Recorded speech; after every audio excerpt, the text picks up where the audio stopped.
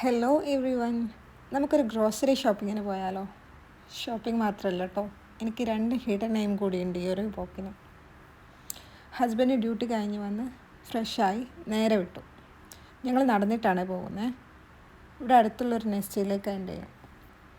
പടച്ചോനെ, ഒരു ഡിസ്ട്രാക്ഷനും ഇല്ലാണ്ട് അങ്ങ് എത്തിയാൽ മതിയായിരുന്നു. ഇവിടുത്തെ ക്ലൈമറ്റ് ചൂടൊക്കെ പോയിട്ട് ചെറിയൊരു തണുപ്പ് തുടങ്ങിയിട്ടുണ്ട്. തണുപ്പെന്ന് പറയാൻ പറ്റില്ല, എന്നാലും നടക്കാനൊക്കെ നല്ല സുഖമുള്ള ഒരു ക്ലൈമറ്റാണ്. അപ്പോൾ ഇതായിരുന്നു എൻ്റെ ഒന്നാമത്തെ.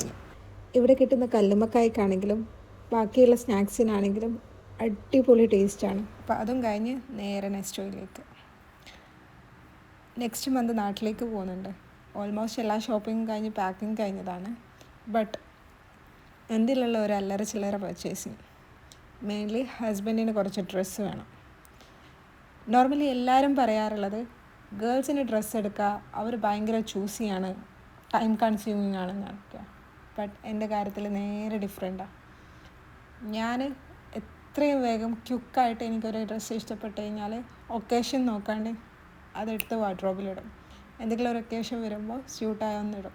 പക്ഷേ എൻ്റെ ഹസ്ബൻഡിൻ്റെ കാര്യം അങ്ങനെയല്ല. ഈവൻ ഈദിന് പോലെ ഒരു ഡ്രസ്സ് എടുക്കാൻ പോയി കഴിഞ്ഞാൽ ചോദിക്കും, ഡ്രസ്സ് വേണോ, ഇതെനിക്ക് സ്യൂട്ടാവോ? ഒരുമാതിരി ചൊറയുള്ള കാര്യം ഇത്.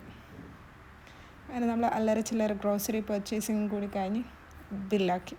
ഇനി എൻ്റെ സെക്കൻഡ് എയിമിലേക്ക് പോവാം. Yes, veg Meela puri Baji ghee roast.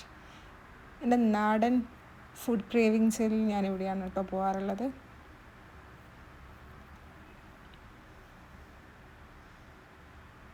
ഹസ്ബൻഡിന് ഗീ റോസ്റ്റ് വലിയ താല്പര്യമില്ല. And coffee also. അപ്പം നേരെ വീട്ടിലേക്ക്. ഞാൻ ഈ ഫ്ലാറ്റ് സെറ്റ് ചെയ്യുമ്പോൾ വളരെ ഇഷ്ടത്തോട് കൂടിയിട്ട് പിക്ക് ചെയ്ത് എൻ്റെ ഒരു ഫേവറേറ്റ് വെൽക്കം ബോർഡ് കാട്ടിത്തരട്ടെ.